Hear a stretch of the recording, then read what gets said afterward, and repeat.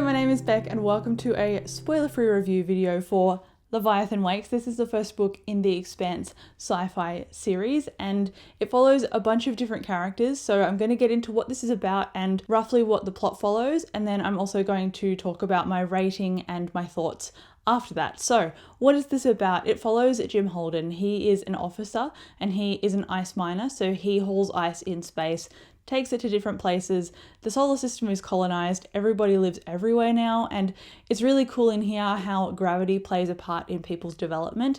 Anyway, that aside, I'll talk about it later. Holden is part of a crew that find a abandoned ship called the Scopuli, and upon investigating that ship, they find some information that is quite risky to them. So that is their situation, and Jim makes some calls and some bad things happen and they have to basically have some information and be on the run. And it involves a very politically charged conversation as well as a sequence of events that spiral things for the crew. I'm being very vague because the way that the plot activated at the beginning are the things that really hooked me and gave me questions that I wanted answered. So if I tell you too much about the different mechanisms of how this began, it's going to spoil some of those mini reveals that I found so delicious. So I don't want to do that. So Jim Holden is one of the people that we follow, but this is a bit of a split kind of perspective book, and I didn't expect that going in. So aside from Jim, we open with a girl named Julie, and she is on a ship, and you can tell that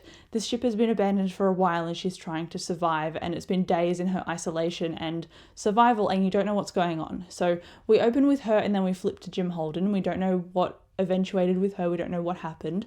So Julie starts us off in the prelude, I guess. Jim Holden is our main character, and then we've also got another perspective character named Miller, and Miller is a down and out detective. He is doing police work, but he's not really revered in the police force anymore. He's a bit of an alcoholic, and he gets this case put on his desk about this missing girl. Who did we start the book with? A girl named Julie. So that is how two pieces of it come together, and I loved how expansive this series became even in this book. It really became a fighting of ideals between the detective's ideas and the captain's ideas, and how one of them, the detective, was quite nihilistic and then Jim Holden was quite an idealist, and I like that balance of viewpoints, and it gave really good contextualization to the different ideas that were bouncing around in here, because it is pretty much on a global scale, and I love how all of the politics played into all of their actions, because it is a very politically charged book.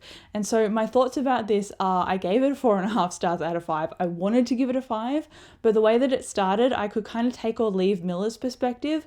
I was like, I guess I'll read it because I should read it, but at the same time I was like, I'm very tempted to skip his chapters.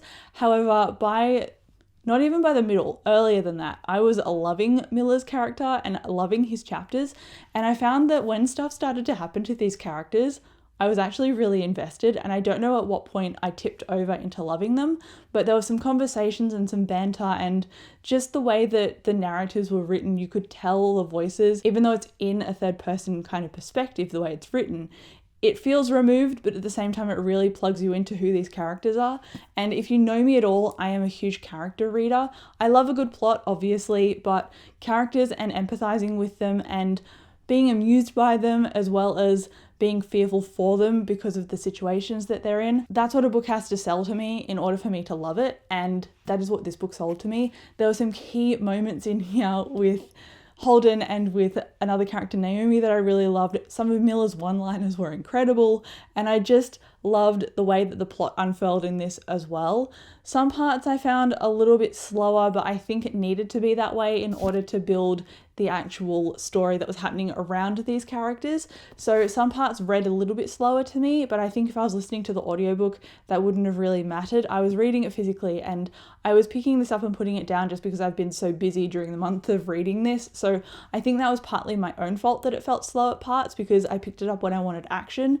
And so that's my mood, not necessarily reflecting of what the book was giving me. Anyway, that's a very convoluted way to say that I loved this.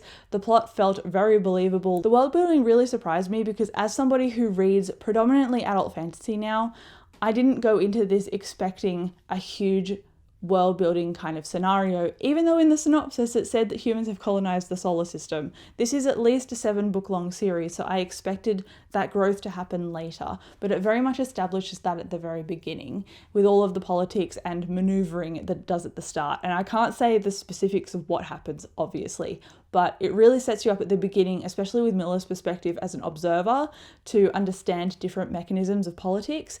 There are the Belters who are from the asteroid belt. There are the Earthers who come from Earth, obviously. There are Martians who are from Mars. So there are all different facets of humanity coexisting, and not in a very peaceful manner. So it's very intriguing to see the violence that stems from that. There was some interesting science in this book as well. I'm starting to get into spoilers. I'm going to stop on that tangent, otherwise I will rave about the things that I really loved in here, and I'm not going to. So going off on a different tangent instead that is spoiler free, I loved the crew. They were incredibly well worked together. They all had their own standout personalities, but without being gimmicky, and they were very believable in the way they reacted to things as well. They weren't necessarily in line with my expectations, and that was a good thing in this case because they always surprised me, which I loved, and the plot also really surprised me consistently too. So that is why it gets a 4.5 stars. The pacing was great. I think it was just my problem of picking it up and putting it down when I didn't have time to sit down and demolish chunks at a time that really held me up. So the pace is not a problem, it was just me, but that did hinder my enjoyment. So as a subjective rating for a subjective book review, it's going to be a 4.5 stars, but I'm assuming the series can only go up from here. Not a space pun intentionally, but I'm really looking forward to continuing this series. If you've read this book, please let me know because I would love to know what you think about the characters. I loved how cataclysmic this was. I love how it examined the human emotion and mind and connections. And I love how gravity and sci-fi built into this world building and made it believable and potentially reachable, but also had this element of fantastical in here when it came to the different ways that they navigated through space.